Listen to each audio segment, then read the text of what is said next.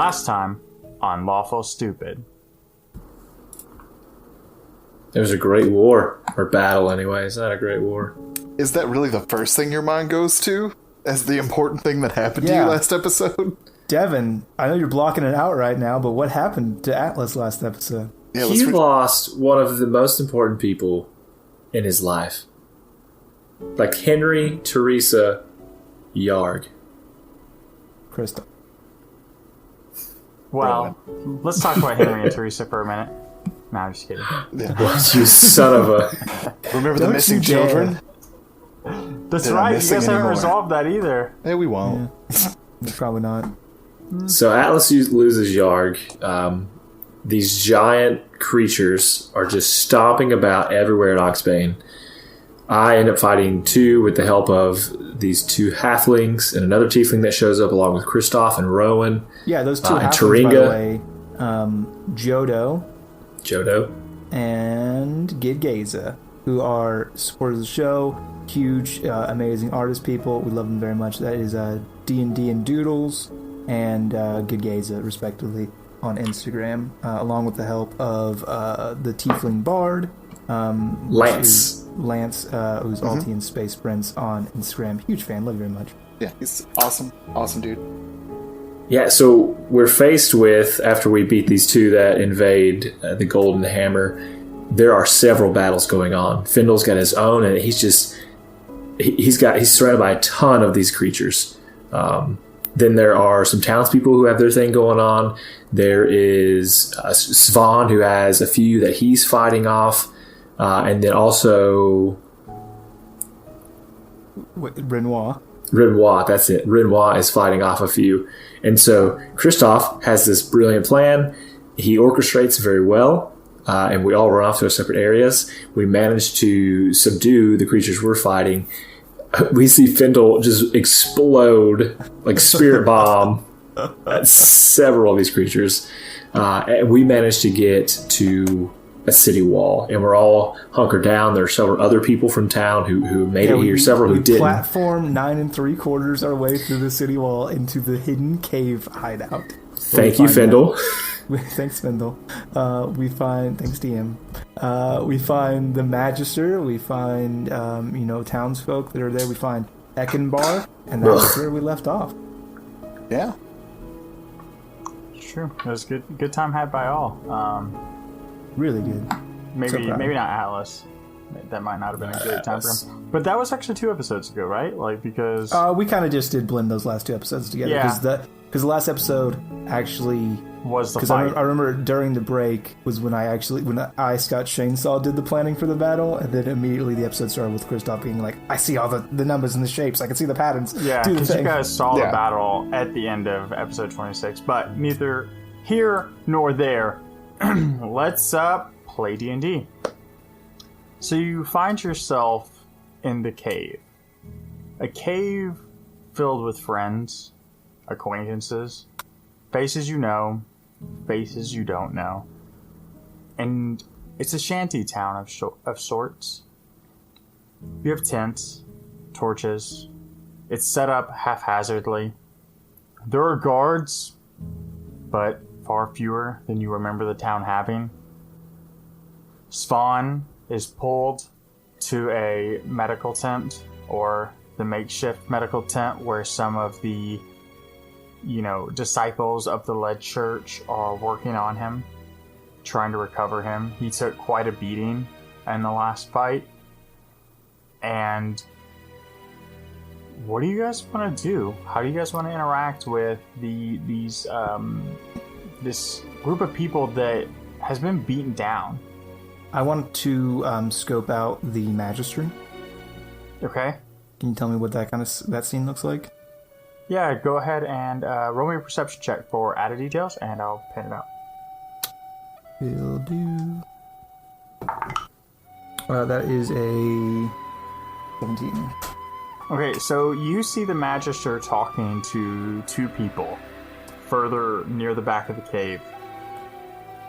And he's talking around a table with some papers laid across it, and he's standing on a stool that then allows him to stand over the table, which the two people next to him around the table are standing at normal height, and he's got his palms face down on the table looking over these plans.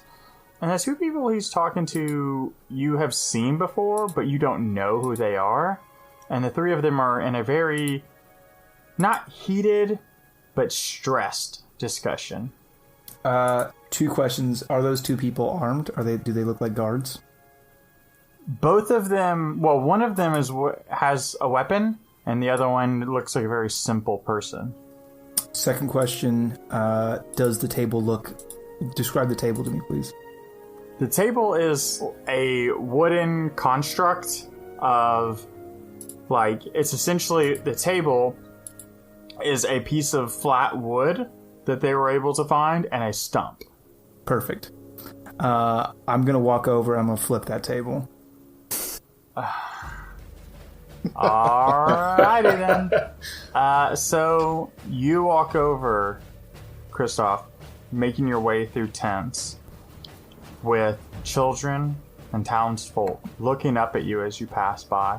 A man once wanted has just been told the rumor of a man once wanted now has rumors whispering through these tents that he is one of the few who fought off these monsters in defense of them and their town.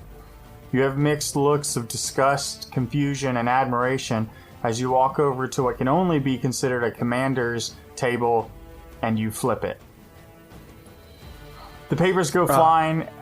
Go ahead. Is there something you want to say at the same time? Yeah. I'm going to look at the Magister and go, what do you think you're doing? As you flip or after? So flip, and then I think I kind of put both hands down on the stump so that I'm kind of bending down and looking at him because he's a little guy, even if he's on a stool. I feel like I'm taller than him. So I'm gonna pull down. I'm gonna get in his grill. Be like, what do you think you're doing? And you're met swiftly with a hand to your chest. The man to your left is a half-orc, and he is in full combat armor. And you have a big monstrous hand on your chest compared to your tiefling frame. And he's just looking at you. I don't blink.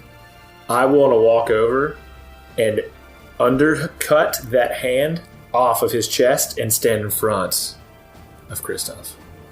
Roll and just a athletics check. Let me get out my dice.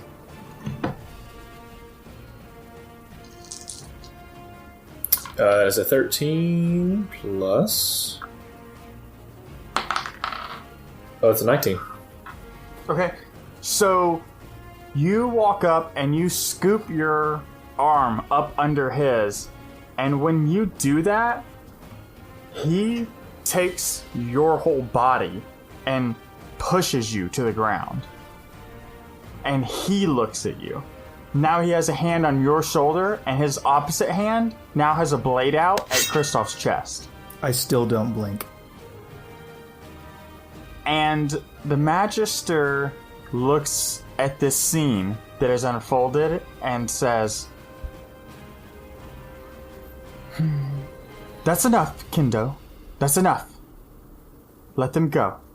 And the orc, without speaking, slowly pulls the blade away from you, Kristoff, but steps diagonal to you, almost putting himself in the way of you and the Magister. And he, at the same time, pushes Atlas backwards when he moves away. And the Magister says, "That was a bit dramatic, don't you think?" I think relative to your people who suffer and die currently under your stewardship, I think I may have underreacted. Those are big words from someone who wasn't here when it all went down. You don't think I know my people? Who sent me on that mission, Magister? I didn't tell you to take a week, did I? I told you to deliver their message and come back. We were trying to build allies. And I was trying to protect the town. So before you come to me with your attitude, when you know nothing of loss, nothing of the destruction that they bring on our town, you might do better to think of what you say before you speak. I think that frost is rolling off of my hands onto the stump, and it's starting to just cover with a layer of frozen condensation. I say, do not speak to me of loss. And he leans forward from the stool over your frosting hands and is 8 inches from your face and said, do not speak to me of loss. You may play your games with your quick words and your wit, but there's a town under siege. If you want to do something for it, keep a cool head and act like an adult. You set me up so good, Dwayne! Oh, do I spike it? Do I put my hand on his head and go, no, you keep a cool head, and freeze his brain? Oh. Or no, I can't do that. That would be it. Oh, but you set me up so good. When was the last time you stood at your castle gates? 5 days, 3 hours, and 34 minutes. I was there a little more recently.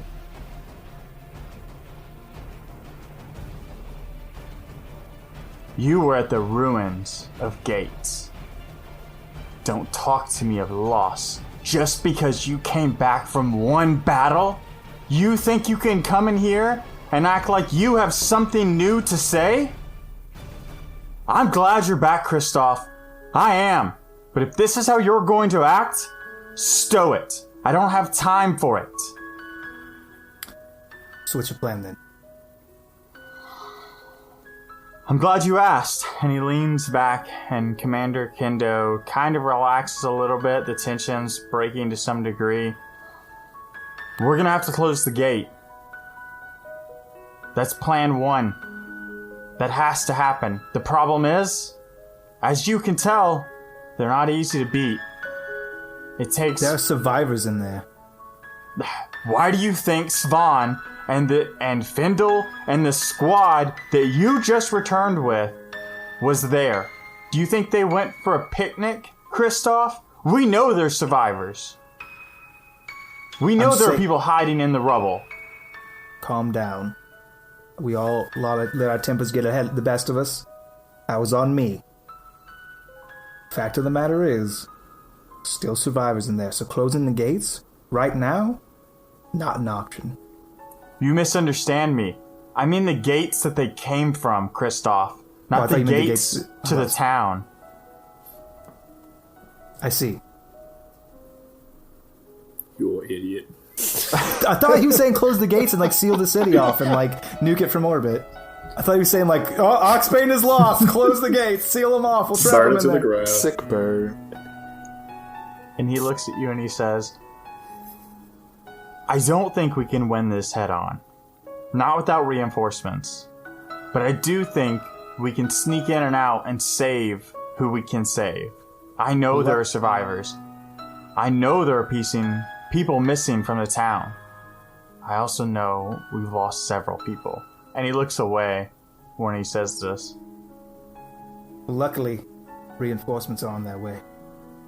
And he looks back and says, what do you mean?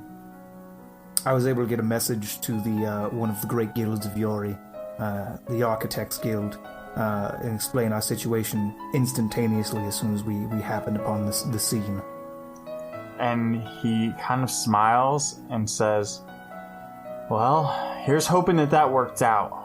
I know Findle sent a message as well, but we haven't heard back from anyone. Hopefully they'll be here soon. So, you said plan 1 was to close the gate. What's your other plans? I mean, that is plan 1. That's it's a really strong plan. That's the plan. Hope on plan so 1. we're banking on plan 1 being Remember Armageddon? Plan. Yes. The solution is to close the gates. It's how we accomplish that that's a little bit trickier. Because, from what I'm told, and I admittedly have not fought one of them, they are not easy foes to take down. Chiringa and his squad have developed a method that, while unorthodox, works. But it also takes 4 of them to take one of them down without losing a person, for sure. Did you guys learn anything? Can I roll a nature check to see exactly what I learned from my combat with them? Sure. Thank you. Well, that's a natural 18. See what my modifier, if any, is. Using D&D. While he's doing that, I'll say, well, it seems very obvious that the thing to do is to cut the Achilles tendon, cut the legs down from beneath them, and then just attack the head. And when you say that, the orc says, "Right, taking out their legs. Thanks. But if you've noticed, they're not exactly the least armored piece on them." You must be. You must have been raised by orcs completely, because you really said nothing there, except that I was right, and then that's kind of all you said. All I'm saying, little pup, is that your idea is basic, and it offers nothing. So if you want to come in here with an attitude with your friend, you better bring something useful. And Magister Trestle says, "Kendo, they are friends, despite," and he puts a side eye to you, Kristoff, "their tempers. They're here to help." And Kendo I did snorts notice one thing. As Magister Trestle says that. Go on. I noticed they attacked indiscriminately without fail. We were never in a scenario while we were inside the city gates in which they let us be or let us pass. On sight, they attacked. And as such, if that is their mindset, if they are, under orders or in animalistic will to attack and destroy, it sets us in an advantageous position to set a trap. Right now, their numbers are concerning, especially with their great strength, even as individuals. En masse, there's something that we can't really deal with. But if we were to arrange things in our favor, where we only had to deal with 1 or 2 at a time with a group of skilled fighters, then we could win. And the most... before I go into this, Shane, with an 18, what you know and remember from both getting hit and watching Spawn get hit is that their blades harness necrotic damage on them. And I'll say that as well as, in addition, we know that the main form of offense involves decaying magics, necrotic forces. With the aid of the Lead Church, that I know there are ways to dampen that. And the most unassuming of the 3 speaks up. It's a man that you've seen. He's the guy whose cart we snuck on. He's Farmer John. You haven't really seen. He's a dark elf. Oh. And you've seen him in and out of the Golden Buckle, but he's never really... It's always like he's been in your peripheral vision, right? You kind of saw him, but you didn't really see him. And then he says, "Well, if the goal is to shut the gates, and we can't fight these things head on, it really only makes sense to sneak in, shut the gates, and then worry about pruning their numbers, because if what's Chiringa and Spawn and the other guards say is true, they keep coming. So the longer that gate's open, the more dangerous this whole situation becomes." We're not going to be able to sneak in without a distraction, I don't think. And this dark elf looks over towards a sleeping Findle, who's in the most like cattywampus, like he's like in a chair, but it's like leaned up against the wall, and he's upside down in it. Yeah. And he says, "I think we could probably arrange that." I know a guy. I am probably not the most combat experienced here, but in my time, it seems like you cut off the head of the snake, as it were. It's a very valid point. I am Christoph Shindo. And he reaches out and shakes your hand, and he says, "You can call me Vinley." Finley, you are Vinley. Vinley. And Yep, sorry, that's on me. What is your? You're not Eckenbaugh's boss, are you? And he laughs and he says, "Oh, Eckenbaugh. It's cute. It's cute that you just assumed that. I'm a man who procures things, that's all." All right. Do you have the stone that turns back time? Oh yeah, I just haven't used it That since. would be great. You're right. Now that you mention it, I did have no.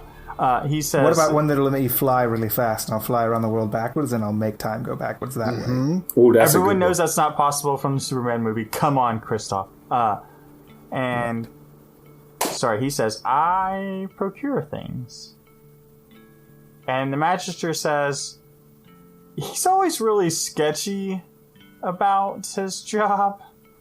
Oh, no, for sure. Got it. Looking like a Red from Shawshank Redemption. I'm a man who gets things. Knows how to get things. I've been known to locate an item from now and then. And he shrugs and says, "Maybe my opinion doesn't matter, but that's just how I would handle it." That's a valiant effort. It's a good point. I wasn't aware of that circumstance that they were flooding the gates, as it were. It seems pretty straightforward. Then we're gonna go get our boo-boos tended. Findle is gonna finish his nap, and then it'll go blow some shit up, and we'll go close your gates for you. And the half-orc says, "You may want to take someone with you." Oh, yeah. Everyone you've got. Well, agreed, except for this needs to be stealth. And my people aren't exactly trained for that. They're more... that's why you're with Findle. Yeah, no, agreed. I'm more worried about you three going in alone. We've got to us three going in alone? We can't be alone when there's three of us. And he looks at you, and he starts counting, and goes, "That adds up." Yeah, that makes sense. No, it'll be us, our two halfling friends, Taringa, and our tiefling friend. And he looks at you and looks at the Magister, and the Magister says, "Well, we have to try something while we wait on reinforcements." The worst case scenario, we die horribly. And he kind of smiles, looking at Atlas when he says that. Fair. What's that? I don't even want to talk to you right now. I think he was calling you fair, like you're pretty. I don't think that's what it was at all. Maybe that's just my opinion. Alone he rode an orc so fair, with beautiful Magister, tusks and flowing hair. The Magister says, "Maybe you should go and see Luna. She could probably go with you." What is a Luna? A Luna is a person, as it were. She's a gnome, and she's been studying at the Go Academy. Oh. Did you say Goat Academy? I have heard many things about the Go Academy. That's a 17 on my history check. From the Hot King Wars.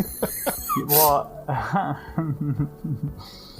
you know that the Go Academy practices or teaches the art of Go, which is a form of combat very, very specific to Orenthal. And it essentially, they always fight unarmed, no matter who they're fighting. Is this fantasy Krav Maga? It's fantasy Krav Maga. Anyways, I want that. Yes, I've heard. Of course, everyone who's in the link reading on Orenthal knows about your famous martial arts go. And if she studied at the academy, she will be a great help to our effort. perfect. Find her. I don't know that her master made it back, but she would be helpful all on her own, I think. If you'll excuse me for a moment. Hey, yo, Luna! Where are you? Luna! And while you don't see anybody stand up, you hear a...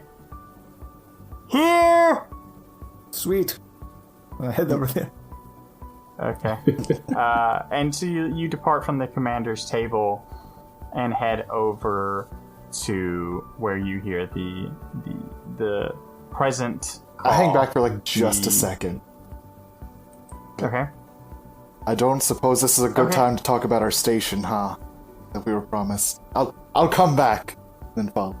And Trestle promised Golden Station, but we'll get there. laughs and says, well, when the town's back, we'll talk about it. Excellent. And I follow. And so you come up on a gnome with,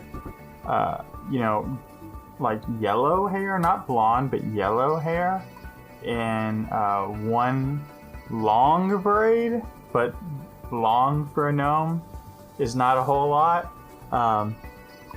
And she looks up and says, hi, I don't think I've met any of you. I am Christoph Schindler. I do, and she shakes your hand and says, yes, actually I do remember. Wanted posters. They didn't do our likeness well. That's very true. I pull out my scrapbook. I'm Atlasvaria. And she reaches up a hand to shake both of your hands and introduces herself as, she says, I am Luna Erin. Our view shifts to a large mirror on the wall. Its base rests on the floor, and it stretches 10 feet up and 5 feet wide. The mirror reveals a threshold opposite it, a doorway trimmed in stone, runes etched on each stone. Through the mirror, we see Council Shear and Wendy approach the mirror. Show me Oxbane today, Council Shear commands the mirror. The edges of the mirror's golden frame begin to glow. The mirror begins to let out a low hum. Council Shear reaches into her pocket and pulls forth a small blue stone with a symbol etched on it. Once the stone is revealed, the mirror's golden frame lights up with runic symbols. The mirror begins to ripple, and then a clear image of Oxbane is presented.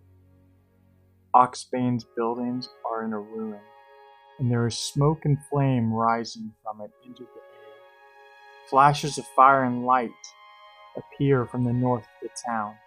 Get me closer to the north, where those lights are flashing. Wendy gasps. The image changes in a blink. The silent image of our heroes fighting the towering monsters is displayed.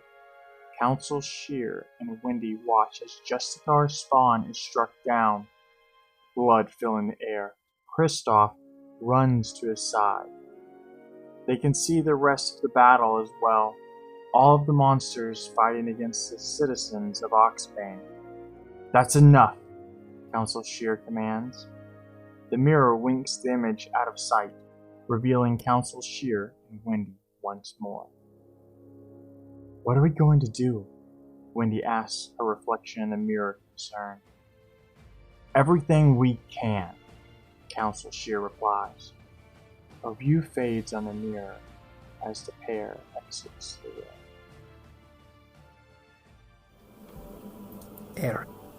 Erin. Why do I know that name? History check. It's my last name. Well, history check. That is a 12. You know that Erin is her last name? That's her last name, Christoph. That's why you heard it. You just heard it. Cool. I love that's gonna be my favorite contrast is Kristoff going, and it's this and this and this, and Atlas giving the most simple explanation for it. Kristoff, you just heard it. That's where you heard it. That's where you heard it. Remember that cave we were in? That's where Remember that cave and all the refugees just a few seconds ago? Very, very well. We have just now returned from Yori, and we are gonna go close those big bad guy doors, and we heard that you might want to come because you know Kung Fu. And she laughs and she says, I'm not sure what Kung Fu is, but... It's the martial arts of silence. That's why you probably never heard of it. But it is our equivalent of Go. I doubt that, but it sounds like Kung Fu is combat, a combat style. Specifically with punching and kicking. We have that, but I'm not sure they're the same. But yeah, I would love to help. Well, make whatever preparations you need. We're going to go get our boo-boos treated, and then we are waiting for Findle to wake up from his nap, and then we shall sully forth. And she goes, Findle's coming with us? No, he's the distraction. Yeah, he'll be in the north while we're in the south. Just expect cackling and explosions while we go and do the thing. As long as it's not near us. That was kind of my concern. Far in the distance. Perfect. Does he stick his hands in your mouth too? And she looks at you and goes, no? Yeah, I'll see the... He's obsessed with my feet. Duh. Orcs and tiefling are teeth. Gnomes are feet. Everyone knows that. He stumbles over me a lot.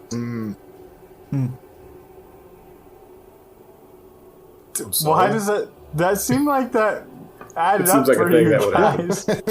Findle doesn't really surprise Have you met us. Okay.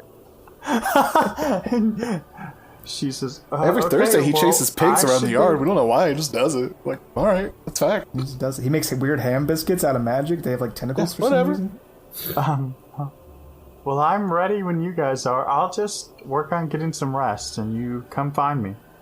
Yeah, I'm gonna pop over to the lead church. My boo-boos need attending. I'm gonna just take a nap. I mean, you could. Yeah, you have options. What do you guys want to do? Sleep for a full day. Here. Okay. Well, people are dying, so we don't really have that luxury. They are getting eternal sleep. No, it's terrible. The war is terrible, but just wake me up in 6 to 8 hours. In 8 hours, once I have finished one long rest, I will be ready to go. Then we'll deal with that whole town thing. Okay, so you guys want to go to the lead church? If that's where we can get boo-boo sealed. Yes. Yeah, you can absolutely get boo-boo sealed at the lead church.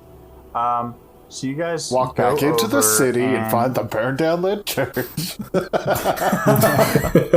No, we're going to specifically the lead church the lead refugee church, tent. Yeah, I know. I got what you meant, and it's way funnier in Alex's version. So, like I said, I guess we're going all the way to the church.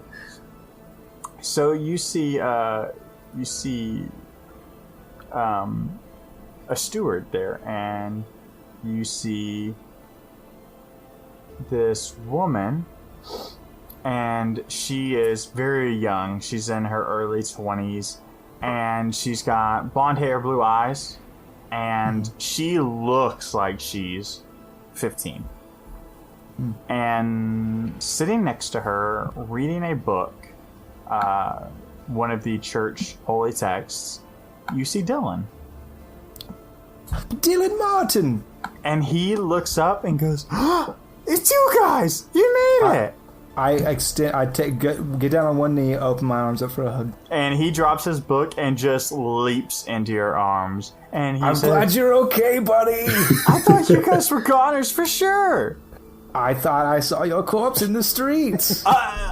And he, as you, sit him down, he looks at you and goes, no, mister, that wasn't me. No, it was another little boy from the lead church. He was probably your friend, but not you. You survived. You are a trooper. And you just see his eyes starting to water up. What? I mean, you're going to be a hero one day. You're a survivor. You're going to be a hero. I don't think those are the same things, sir. I mean, life's what you make it, kid. No, the survivor literally writes the history books. Do whatever you want. You want to be the hero? Go nuts. And then the woman next says, "Can you not antagonize the child?" Hey, this is my little friend Dylan. Yeah, this is Dylan. He's We know him. obviously upset. I mean, wouldn't you be upset if No. like big monsters kill all your friends? And she looks at you and says, "Yeah, I would be." I think this is she's a little not sad because she somber. didn't Alright, have let's any just friends. Stow the gallows. Because going for a lot of them moment. had Let's to have just- died. Everybody relax. Okay, that's exactly right. And she looks at you, Atlas, Welcome and to the says, club. We want to "Yeah, stop the monsters just as much as you a lot of do. them did die." Help us. Yeah, so we need Boo Boo sealed. If you could just please treat our wounds, we will be on our way. And she looks at all three of you and sighs, and she says, I don't like that I'm your best last hope either. If I didn't have to, I know. would." You're a good person, But obviously. you do have to, and I says- don't care about your opinions otherwise. Healy, Healy, Healy. And she says, "You know, Sindler has a plan for everyone. I'm sorry? Sinla Firestone?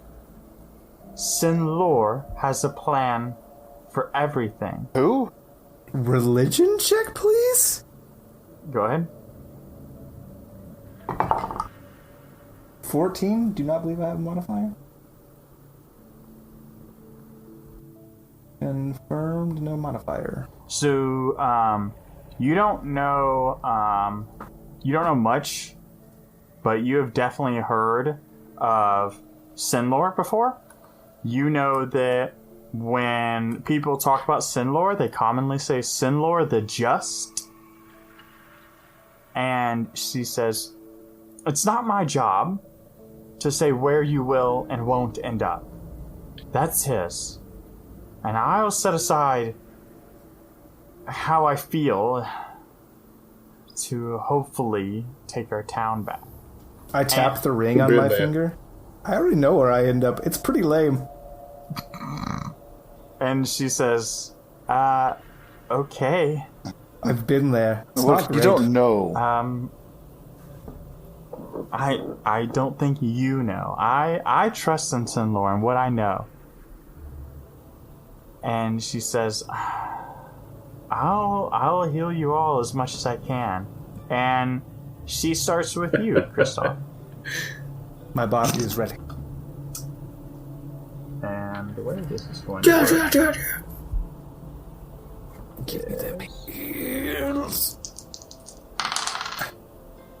you restore 50% of your missing hit points. Of my missing hit points or max hit Maximum points? hit points, excuse me. Perfect, because I was half down. Lovely. Thank you very much. And so she puts her hands to your chest, and you see her eyes. They begin to glow this soft golden hue, and her hands feel warm, and all your boo-boos and owies go away. That was refreshing. Thank you very much. And she snaps out of like almost this trance, and she says, "Thanks, Sinlor. It's through him that I can do this." Thank you, Sinlaw. And she nods approvingly, and she steps to Atlas, and she does the same thing. She puts her hands together, and her eyes begin to glow, and you can kind of hear her saying a prayer. And go ahead and restore 50% of your maximum hit points. And she steps over to Rowan, and she looks you over and says, "You look fine now." She touches you, her hands immediately burn and recoil. Oh, God. She puts up both hands, and her hands begin to glow, and her eyes begin to glow. Okay. You restore 2%. Not 2%. 10% of your maximum hit points. And she says... Hype! She stops and she takes a breath and she's panting. And she says, I hope that helps. It super did, thank you. And she says, good luck. May Senlor... Well, may he choose for you. May you walk down whatever path he has in mind for you. I will choose for me, but you take care of Dylan. Thank you very much. Yeah, it's tough. And she turns back and she sits next to Svan and she begins looking over his wounds. Oh, how's he looking, by the way? Not great. Look like he's gonna live? I mean, he's gonna live, but he was super messed up. And as you can see, her just restoring 3 of you guys really wiped her out. Yeah. She has been tending to his wounds to stabilize him, but pulling him all the way back, doing you guys, would just... Can Rowan give him a bardic inspiration on his next death roll? So she's trying to just help. It's about for Svan. Just give him that extra. Rolls, but if you'd like to do that, you can. Yeah, no, don't do that. And this is just. No, yeah, okay. Yes, you can do that. No, I'm not giving him my bardic. I'm just gonna walk over to him, and I'm gonna put my hand on his shoulder. And I'm gonna say, "Get well, friend." And I'm just gonna lay on hands of the one little HP. Okay. So you do that, and what color would you say that your hands like when? Silver. Silver. Well, as all things silver. Okay. So when you do that, she looks up at you and she says, Who do you serve? I serve the people. And she says, I didn't know I knew you were going to do that. People. I already introduced myself. Because you're looking right at him. And she looks and she says, They don't come as grand as they used to, huh? I'm just kidding. Yeah. No, what I really say is I don't serve a god. I never have, nor do I think I ever will. But I have sworn an oath to the deepest core of me that I will protect the people from those who are entrusted to take care of them and yet fail to do so. That is my strength. And she stands up and she puts a hand on your shoulder and she says, I hope you find Sinlor in your journey because it sounds like you and him have quite a bit in common. And right as you do that, you kind of feel this otherworldly presence just for a split moment. And she says, good luck. That was deeply disconcerting. Thank you for your time. Okay. I leave because I do not feel good. I feel like I need a shower. All right, okay. Moving on. What do you guys... I don't believe in the gods. So if I just had a brush against one in my psyche and my soul, I do not like it. It feels icky. All right. Well, what do you guys want to do next, boys? Let's get a move on. They're all healed. They're partially healed. They're partially. How's everybody looking? Me, anybody need a short rest? And Chiringa walks over and says, I just talked to Commander Kendo. When are we leaving? As soon as Findle wakes up? Findle's good.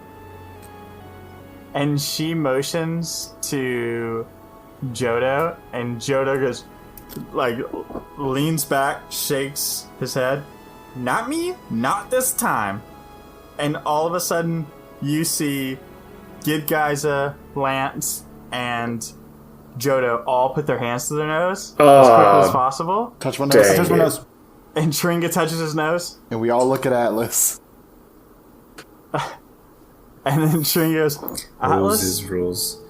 Rules is rules. Alright, so I'm going to walk over to him. Please. And I imagine I tap him several times, and in my head, it just does not work. And then I whisper, I'll let you touch my teeth. And immediately that would spring him to life. I don't know if that's the case.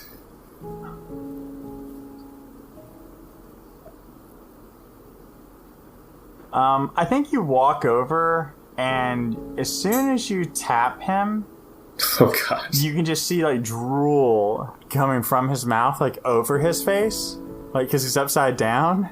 And then you tap him again, and you hear what?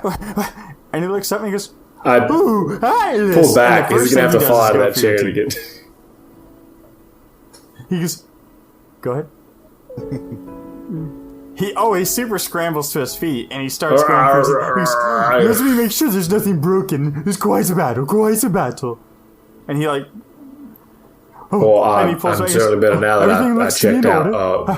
How are you at? You haven't heard the plan, but we're ready to go to the door when the monsters are coming out. We need you to run as a distraction. Kristoff probably has more intricate details for you, but we need to be ready to go as soon as possible.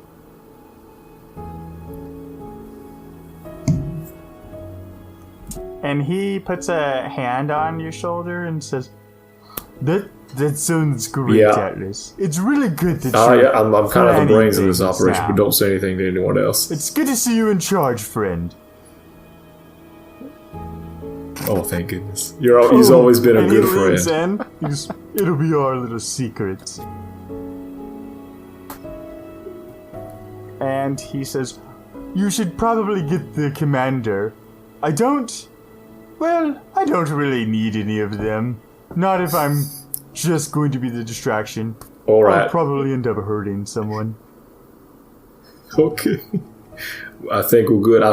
Kristoff, are we ready to go? Okay. Then I'm good if you're good. All right. Yeah, we need to talk to the commander. And Findle looks at you, Atlas? like, expectantly. Well, I kind of laid out the plan. He's just following through with it. So we'll go talk to the commander and see what he's got to say.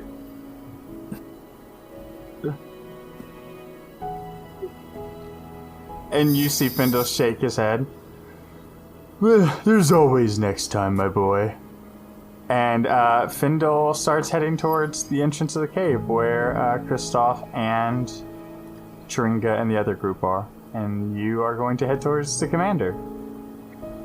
I'm heading to the commander as well. Yes, I'm going to talk to him as well. Yeah.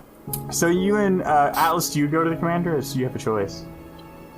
Alright, you and Kristoff go to the commander, and Commander Kendo looks at you, and again, full armor, and says, what? So I've thought about it, and if you're around Findle, you'll probably just get your men hurt. His magic is unstable. So if you could just dispatch some of your finest guardsmen along with us, you will help us fight to the entrance to where the gates are, and then stand watch there. Your position will be, unfortunately, paramount, for if demons come up before we come up, it means that we failed, and you need to get that information back to the Magister as soon as possible. And he says, so we'll serve as a form of exfil. Exactly right. Infill and exfil. That's your role. Perfect. And he says, well, whenever you're ready, and walks past you and starts rounding up guards. Luna? And you see a gnome walk out from the tents and into the main pathway that has been made in the cave. Like, you imagine rows of tents and just a main path that everyone uses. And she says, I'm ready if you are. Let's light this shit candle. And she says, okay. And starts walking towards the exit of the cave. And we paint the picture of Atlas, Rowan, and Kristoff at the edge of the cave, standing in front of Commander Kendo, this large brown half-orc in full battle armor with 2 blades across his back. You see Chiringa in tattered guard armor with his sword and shield. You see Gidgaiza and Jodo, who are both wearing leather armor and have daggers at their sides and small swords on their backs. And you see Lance, the tiefling bard, in, traveling clothes, holding himself almost aloof at what is about to transpire. And then you see Findle, who, for the first time you have ever seen, has a small dragonling on his shoulder. A small silver gray dragonling on his shoulder. And you can see the tents behind them, and you can see the pain and the desperation as your squad makes their way out of the cave. And that's where we're going to end this episode. I give a speech. No, you can give your speech at the start of the next episode, so it'll be more inspirational. Oh, okay. So stow it. And that's where we'll end. Already? Thanks for listening. Thanks for listening, everybody. Yeah, that's a real Thank you so much for listening. We're super good at this outro, just like we're good at the intro. Okay, got it. We're really in the story right now. We know we're playing another episode, so we're all thinking about what we're going to do next. Thank you so much for listening. Thank you so much for reviewing this on iTunes. Thank you so much for subscribing. Thank you so much for interacting with us on social. Thank you so much for joining our new Discord channel. Super hype. We're having just so much fun on the Discord channel. All those that have already joined us, thank you so much. Thank you so much. Thank you so much for joining us in the Discord channel. For anybody who wants to get in on that sweet Discord action and hang out with us all the time, you can go to our website, lawfulstupid.org. On the very front page there is a button. I made it myself out of magic. It says, come join us on Discord. You click that, you're in. There's like a $10 cover at the door, but like you'll be fine. I know the bouncer will get you in for free. Thanks for spending time with us and letting us spend time with you. That's true. I've enjoyed the Discord chats quite a lot. And if you haven't checked out our website, you should. We've got fan art there. We've got a link to the store, and the store has some really cool... it's the best swag. Yeah, it's got some cool t-shirts, and we're planning more and more stuff. If you want to support this podcast in any way, shape, or form, you can always do Patreon, but you can always buy shirts too. That supports us as well. And frankly... And you get a sweet t-shirt.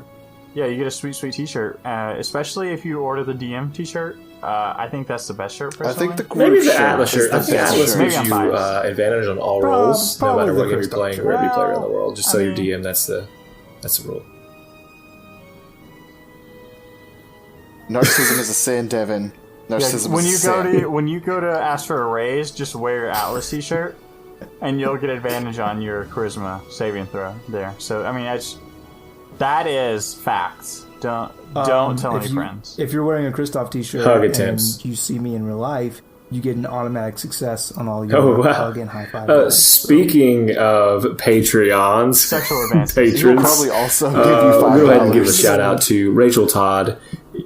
She is one of our $20 tier. She's so funny, so hilarious. She's the one that joined us early on in our Discord channel. It's a pleasure hanging out with her. Oh, yeah. I mean, like, she was a fan before fans were fans. But she joined us on our Instagram before there was a show. Yeah, like, we hadn't released an episode yet, and we were trying to build an Instagram presence, and she was gracious enough to accept our invite and enjoy our memes, and we... This just did 27. Sticking with us. 20... How many? 27? 28? By the time this will be episode 28. 28 and then that goes to say we had two more at the $10 tier. That's Lance Johnson, who is he's one of the NPCs you hear happening right now. He's the Tiefling. And then Kyle Pender, new good friend of ours who is hanging out with us in Discord and chit-chatting with us. And so it's been a pleasure. We thank you guys very much for supporting the show.